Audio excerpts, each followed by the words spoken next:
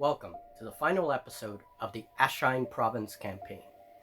This game was played across 4 different tables using 2 Hour Wargame rules, played solo with the aid of Julie, playing the role of Oriana, the Great Queen, and a significant factor in this campaign. Now the tables have been set up for over a month in the studio.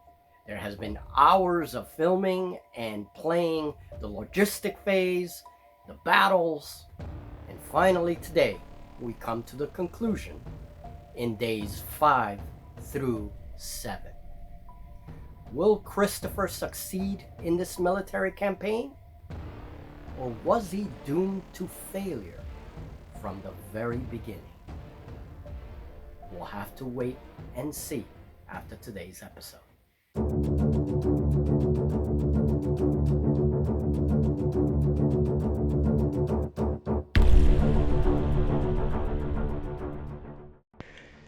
Today is day 5 of the campaign. It is a quiet day at Raven's Landing. The ship has arrived with more supplies. However, let's turn back the clock to the night of day 4. An enemy force ventured into northern Galloways to harass Christopher's camps. Now in this case, I used a quick battle table to resolve the fight. I rolled a 6 on the table. The result? A supply wagon was damaged during the fight and I lose 2 supply units. Not exactly a full victory, but it could have been worse. I removed the supply units from the supply that I normally get from the towns each day, and now move on to the morning of day 5. Back to day 5, supplies are unloaded from the ship. Thanks to my queen for delivering them. These 10 supply units will be added to the overall supply pool.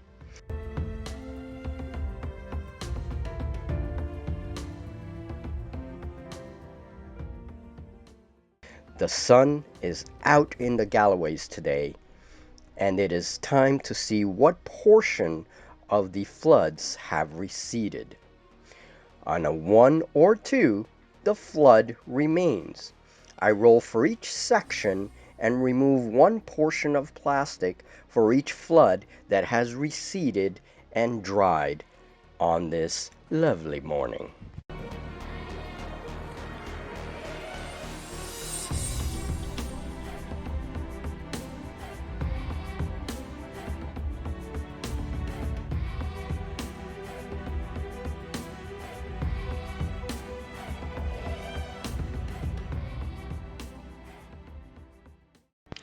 A lone and defeated Tristan arrives on day 5 and finds Galloway's road flooded in front of him. He will have to spend an extra supply to cross the flood. Meanwhile, miles away, a scout arrives in Caldrine.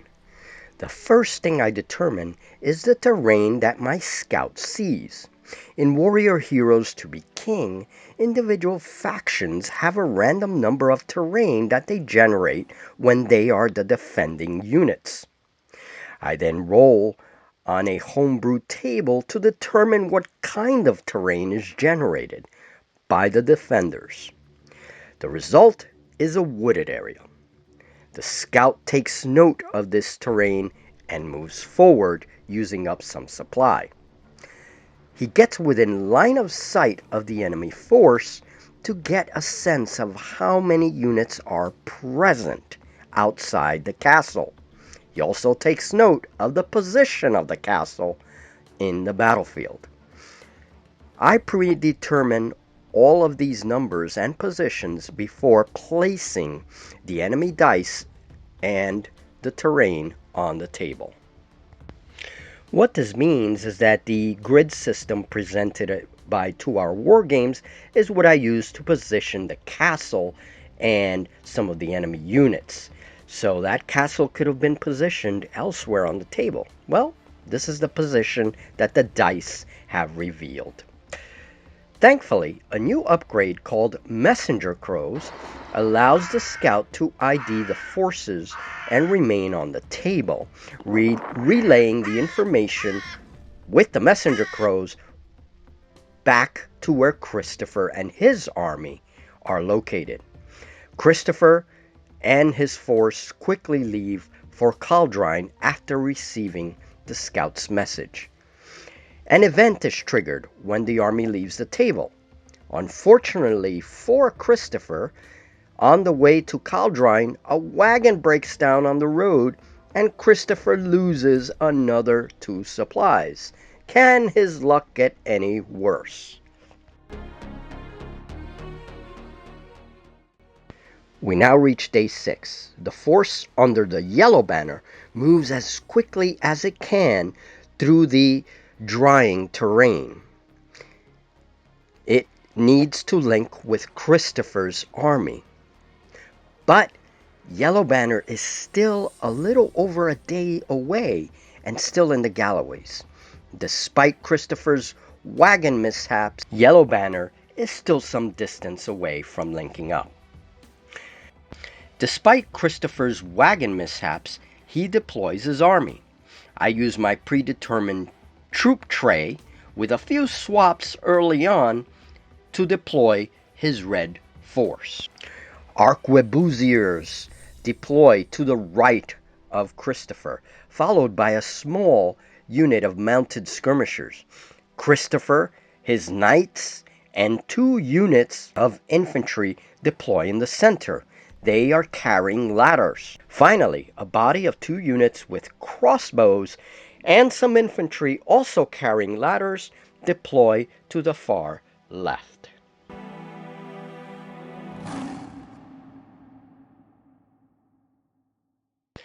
Christopher knows he is outnumbered, and in order to delay the fight, I use an initiative roll.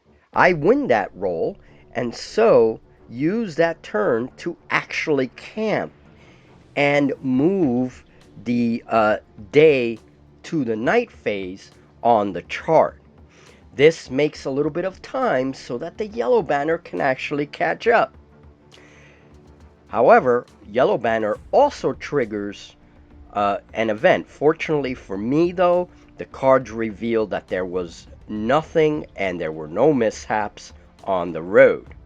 So Yellow Banner makes its way through the silent trail before turning north towards Caldrine. Now, before I can start this battle, I have to actually go back and do a little bit of victory point calculation. Very simple. I just look at some of the events that happened throughout the campaign and calculate the victory points that I've won. Now, killing off Lilith in the beginning and liberating the Galloways, which was one of the goals, that gave me 4 victory points. In addition to that, there were a couple of events that also gave me 1 victory point apiece. Namely, each of those small forces that were defeated did give me a victory point. In total, when I summed everything up, I have a total of 8 victory points. To gain a partial victory, I need a total of 12, so I'm 4 victory points short. What this will mean is that I have to get at least a tactical victory in the coming battle. That is, I have to destroy at least half of the enemy army to gain the additional victory points that I need for a partial victory, if I can't defeat the Count. It's unfortunate that Tristan failed in the Crimson Veil, because the Crimson Veil, all of the events there would have given me way more enough victory points to actually win a partial victory. But alas, I can't count on the Crimson Veil because I totally lost that battle. Christopher, I need you back here in short order to take care of the peasant uprising underway in the north caused by my having to raise taxes due to your supplies. Do not ask me for anything. It will not be shipped.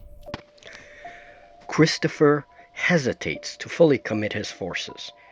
His army waits for the right moment to pounce. He is at a disadvantage right now, but will soon have to make a decision. The enemy has 3 bodies with a total of 7 units outside the fortress. One of those bodies is a lone unit of fierce vampiric wolf riders, flanked by a massive werewolf captain and his own unit. A total of 3 captains have made it this far in the campaign, with only Lilith being eradicated early on. Count Vladimir has a total of 12 units in his army. The battle begins with both commander-in-chiefs rolling for war rating. Sixes means a war rating of 4 result for each side. Add my 2 captains and the enemy's 3 captains, and the final war rating is 6 for Christopher and 7 for Vladimir. The armies are now ready to fight as they have war points to begin activations. I quickly make a 2d6 roll to check for river fjords on each side of the bridge. Each side will take 1d6, with the result of one crossing on the north side of the river revealed. The river is impassable on the south side.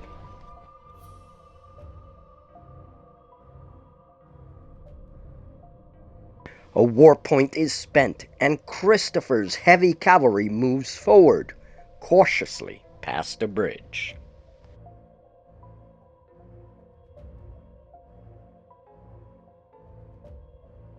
Finally, the turn proceeds smoothly and ends with one unused war point as units have all moved into position. My concern is the slow progress of the ladders in the center. My turn is over, and now we wait for the inevitable enemy charge. Another concern is the disordered status gained by the troops crossing the fjord. And now to check for reserves. The initial check is high, a 6, but that will get lower and lower gradually. The reserves are not here yet. The first enemy charge initiates as the wolf riders in the middle slam into my left flank. Combat in this game is resolved with a unit's rep stat being added to a series of modifiers if they are present. This in turn is added to a d6 roll for each side and the new total compared.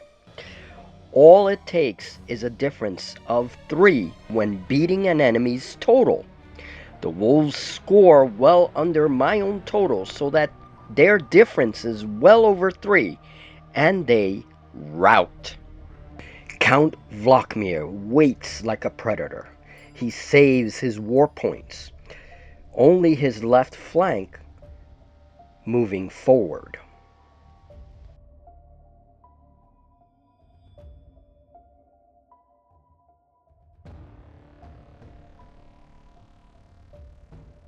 It's my turn that has just ended. I'm going to do the enemy in just a bit. But here, my crossbowmen fired into the werewolves. They had just come out of this fjord, so they are disordered. And that gives them a penalty for firing.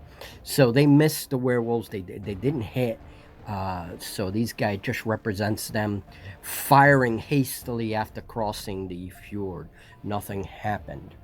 The cleric is back there. He can do a spell, but I'm not. I only have 1 war point left, so I don't know if I'm going to do that. Then we have scout cavalry, which is trying to cross the fjord as well. There's a little bit of a traffic jam there, so we'll have to be careful. The infantry with the ladders is crossing the bridge. The arquebusiers are on their way to cross the bridge, but again, since there's no fjord down here, they're not able to cross. So that's kind of a bottlenecking effect there.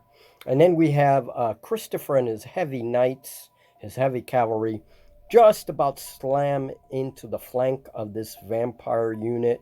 Unfortunately, didn't make it. And so next turn, they're going to be able to wheel around. They won't be able to move or do anything, but they'll be able to wheel and show their front to me. And we have the Count and all of the center of his army just waiting in the castle.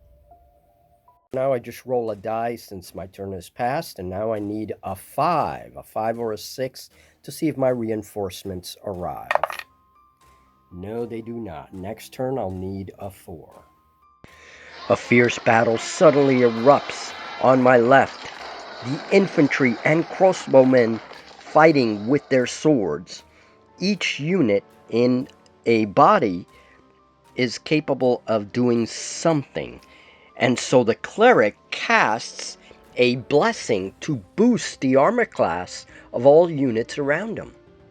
After all my checks on the melee table and the rolls are made, the result is the loss of 1 unit. The crossbowmen rout. Now my battered left has to take a fight or flight test once the turns are complete. After rolling and taking into consideration all passing versus failing dice, my unit takes 1 more damage step and becomes shaken. My left is suddenly threatened.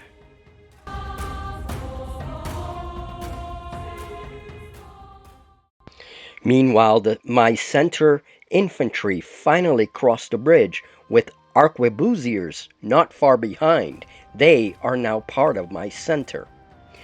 And Christopher prepares a frontal charge on the enemy left. Count Vladimir remains garrisoned in his castle.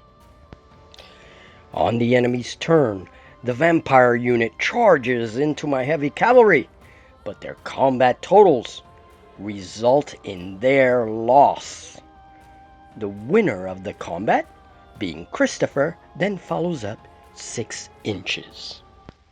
Now on the same turn and on my left, it's a different story, as my infantry is taken out by werewolves wheeling into them.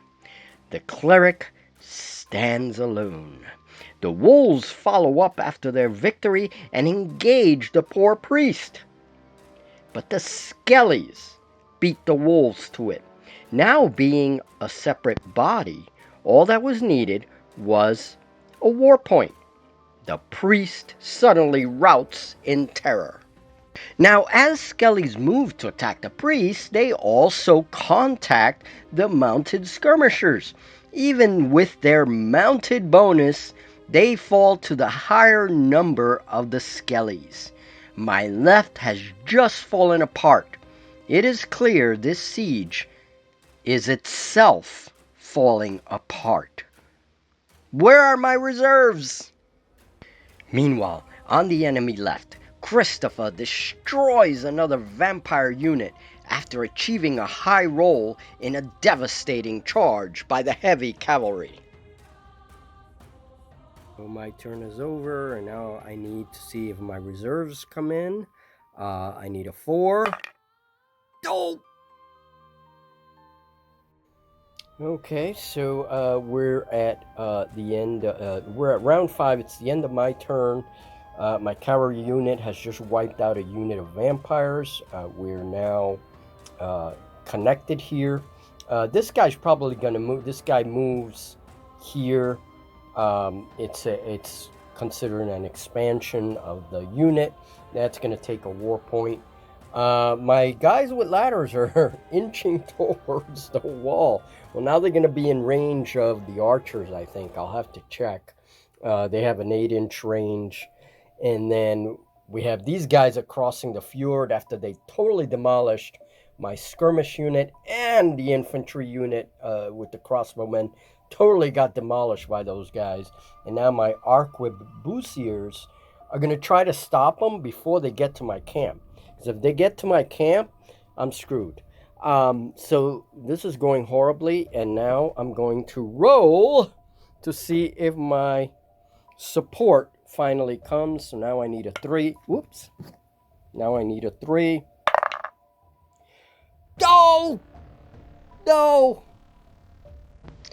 Well, my reserves are either bird watching or taken out by an ambush on the road. The arquebusiers score a disordered result on the werewolves and the skellies that charged them. Well, in summary, the enemy left is completely wiped out. One infantry gets closer to the wall with their ladders, even after archers fire on them from the ramparts on the wall. One infantry unit also makes it to the wall and begins actually climbing on their ladders. But they are disordered by archer hits and later fail their fight or flight tests with 2 failures and end up routing. I roll a freaking 1 for my reserve check. Who does that? In the center, the werewolf captain takes out the arquebusiers, who hold out valiantly, leaving the way open to my camp. The wolf captain follows up, moving forward, putting him in range of victory. And a victory it is, as the Count himself remains in the castle. I was only 2 units away from a partial win with a tactical victory.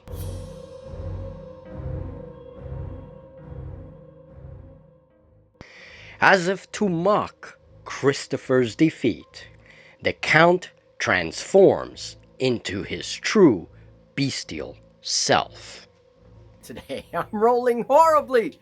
So all my rolls have been 2s and 1s, and even in combat, when you take the consideration of rep from your unit, and some of my units have rep 4, rep 3, and then you add modifiers depending on circumstances.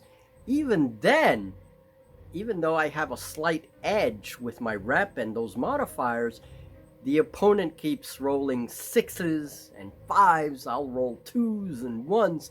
So because you're adding those modifiers to your rolls, that's going to make the roll is going to make an impact on, when you compare the two things. And all you need is to beat an opponent by 3 or more to completely wipe them out, So, or if I have damage steps already in a unit and I gain another damage step, that could easily take the unit out as well.